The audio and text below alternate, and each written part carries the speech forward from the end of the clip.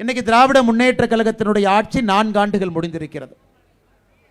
எப்பொழுதுமே நீங்க பார்த்தீங்கன்னா ஒரு போலீஸ் ஆஃபீஸர் ரிட்டையர் ஆகிறதுக்கு முன்னாடி இந்த பிரிவு உபச்சார விழான்னு ஒரு விழா வைப்பாங்க. நம்முடைய முதலமைச்சர் ஐயா ஸ்டாலின் அவர்கள் 2026 மே மாதம் ரிட்டையர் ஆக போறார். அதனால் அவரே பிரிவு உபச்சார விழாவாக இன்னைக்கு ஜெர்மனிக்கும் லண்டனுக்கும் போயிருக்கார். அவரே ஒரு பார்ட்டி அடிச்சுட்டு போயிருக்கிறார். ஏன்னா 2026 மேல ரிட்டையர்மெண்ட் அவருக்கு. இன்னைக்கு எப்படி எல்லாருமே ரிட்டையர் ஆவாங்களோ அதே போல குடும்பத்தோடு ஜெர்மனிக்கு ஒரு பக்கம், லண்டனுக்கு ஒரு பக்கம். இதை போலதான் திராவிட முன்னேற்ற கழகத்தினுடைய ஆட்சி 4 ஆண்டுகளாக நடந்து கொண்டிருக்கிறது. அவர்களுடைய தேர்தல் வாக்குறுதி யாராவது எடுத்து படிச்சீங்கன்னா நேரம் இருக்கு, உங்களுடைய கடுமையான பணிக்கிடையில் நேரம் இருக்குன்னா 2021 தேர்தல் வாக்குறுதி படிச்சு பாருங்க. நாங்கள் ஆட்சிக்கு வந்தோம்னா ஒரு ஆண்டு இந்து கோயிலை புனரமைப்பதற்காக ஆண்டுக்கு 1000 கோடி ரூபாய் ஒதுக்குவோம் அப்படின்னு தேர்தல் வாக்குறுதி. இன்னைக்கு 4 ஆண்டுகளில் 4000 கோடி ரூபாய் ஒதுக்கி இருக்க வேண்டும். ஆனால் மொத்தமாக தமிழக அரசினுடைய 4 ஆண்டு பட்ஜெட்டை கூட்டி பார்த்தீங்கன்னா கோவில் புனரமைப்புக்காக மொத்தமாக திராவிட முன்னேற்ற கழக அரசு செலவு செய்திருப்பது 155 கோடி ரூபாய்.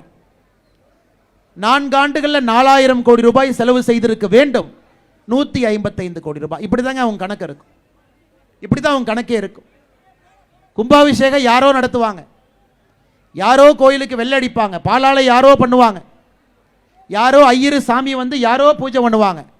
ஆனால் கடைசி நேரத்தில் டான்னு நம்முடைய அமைச்சர் யாருன்னு உங்களுக்கு தெரியும், இந்த அறநிலையத்துறை அமைச்சர் சேகர் பாபு அவங்க கடைசியாக வந்து அந்த ஃபோட்டோக்கு நிற்பார். அவரே கருங்கல் எடுத்து கட்டி, அவரே வெள்ளை அடித்து, அவரே பூசி, அவரே எல்லாம் செஞ்ச மாதிரி இந்த திராவிட மாடல் ஆட்சியில் 1000வது கோயில் கும்பாபிஷேகம் பண்ண பாருங்க. 1000வது.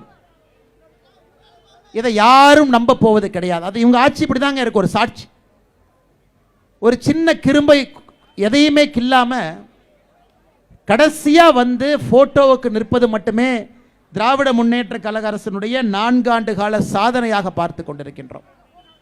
ஒரு மேடையில் திராவிட கழகத்தினுடைய தலைவர்களாக இருக்கிறாங்க. திகாகாரங்க என்னமோ பேசுறாங்க, விடுங்க. அது காலங்காலமாக பேசிட்டு இருக்கிறாங்க, யாரும் அதை ஏற்றுக்கொள்வதில்லை, கொஞ்சம் கொஞ்சம் அழிஞ்சிட்டு இருக்கிறாங்க. இன்னைக்கு திகாவை பொறுத்தவரை மேடையில் இருக்கிற 4 பேர் மட்டும்தான் அந்த கட்சியிலேயே இருக்கிறாங்க, வேற யாரும் கிடையாது. அந்த 4 பேர் போனதுக்கு அப்புறம் யாருமே இருக்க மாட்டாங்க. அவர்களோடு திமுக காரங்க மேடையில் ஏறுறாங்க. உதயநிதி ஸ்டாலின் ஏறாரு, நாங்க சனாதன தர்மத்தை வேறறுப்போம்.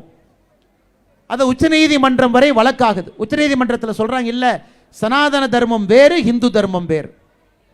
அதே மேடையில் உதயநிதி ஸ்டாலினுக்கு முன்பு வீரமணி பேசுறார். அவரு சொல்றாரு சனாதன தர்மம் ஒன்றுதான், இந்து தர்மம் ஒன்றுதான். அதை அவர் கேட்கிறார். கேட்ட பிறகு அதே மேடையில் உதயநிதி ஸ்டாலின் மைக் எடுத்து சனாதன தர்மத்தை பொறுத்தவரை அது டெங்கு போல, கொசுவை போல ஒழித்து கட்ட வேண்டும். இதையெல்லாம் உங்களுக்கு ஞாபகப்படுத்துறாங்க. ஏன்னா நம்முடைய சொந்தங்களுடைய பெரிய பிரச்சனை என்னன்னா 5வது வருஷம் நமக்கு கொஞ்சம் ஞாபக மறதி வந்துடும். எனக்கு வந்துடும், உங்களுக்கு வந்துடும். 4 வருஷம் மோசமான ஆட்சியா இருக்கும், 5வது வருஷம் கொஞ்சம் ஞாபக மறதி வந்துடும். ஆனால் அண்ணன் காடேஸ்வர சுப்பிரமணியம் அவர்கள், அண்ணன் தசரதன் அவர்கள், அண்ணன் கிஷோர் அவர்கள் எல்லோருமே நமக்கு ஞாபகப்படுத்துவதற்காக இந்த மேடை போட்டு, ஏன்னா அடுத்த ஆண்டு நமக்கு வாய்ப்பு இல்லைங்க. 2026 மே மாசத்துல தேர்தல் முடிந்திருக்கும். இதை ஞாபகப்படுத்துகின்றோம். இதெல்லாம் பேசினாங்க. டிஆர் பாலு போன்றவர்கள் எத்தனை கோவிலினுடைய சிலையை உடைச்சேன், எத்தனை கோயிலை உடைத்தேன் என்பதில் மார்த்தட்டி கொண்டார்கள். எனக்கு சமீபத்தில் பேப்பரில் ஒரு செய்தி பார்த்தங்க. பெரம்பலூரில் கொளத்தூர் என்கின்ற பகுதியில் சுந்தரமூர்த்தி ஐயனார் கோவிலில் ஒரு திமுக காரர் காலையில் உண்டியல் எடுத்துட்டு போயிட்டு இருக்கார். மக்கள்லாம் ஓடி போய் பிடிக்கிறாங்க, என்னையா கோயில் உண்டியலை தூக்கிட்டு போறேன். அவர் பேர் வந்து துரை வேந்தன். அவர் சொல்ல, இல்லைங்க உண்டி என்னோட தாங்க உண்டியல் அப்படிங்கிறார். ஏங்க கோயில் இத்தனை நாளாக அறநிலைத்துறை கோயில் நினச்சி நாங்களாம் காசு போட்டுட்டு இருக்கோம். அது அறநிலைத்துறை கோயில் இல்லைங்க, என் கோயில் தான், நான் தான் உண்டியல் வச்சேன் அப்படின்னு. இன்னைக்கு தமிழ்நாடு முழுவதுமே எதற்காக அறநிலைத்துறை தணிக்கைக்கு தன்னை உட்படுத்திக் கொள்வது கிடையாது. அறநிலைத்துறைக்கு தணிக்கை கிடையாதுங்க, அவங்களே அவங்கள தணிக்கை பண்ணிக்குவாங்க. சிஏஜி நம்முடைய மத்திய அரசினுடைய தலைமை கணக்கு தணிக்கையாளர் பார்த்தீங்கன்னா எல்லாத்தையும் தணிக்கை பண்ணுவாங்க. தமிழ்நாட்டினுடைய கோவில் மட்டும் அனுமதி கொடுக்கல.